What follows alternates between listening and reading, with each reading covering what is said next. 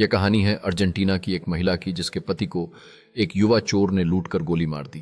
Police نے ہتھیارے کو گرفتار کیا اور پتنی نے گواہی دی، مگر 5 سال بعد اسی پتنی نے ہتھیارے سے جیل میں جا کر شادی کر لی۔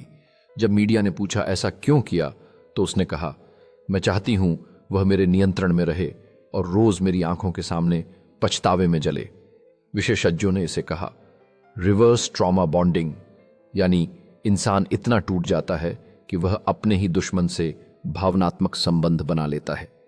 یدی یہ سچی کہانی آپ کو حیران کر گئی ہو تو چینل کو سبسکرائب کریں، لائک کریں اور ویڈیو کو اپنے دوستوں کے ساتھ ضرور شیئر کریں۔ سمے بیتنے کے بعد اس نے اپنے جیون کی نئی دشا کو سمجھا اور یہ محسوس کیا کہ وہ اپنے پتی کے ہتھیارے سے سہجتا سے جڑ رہی ہے۔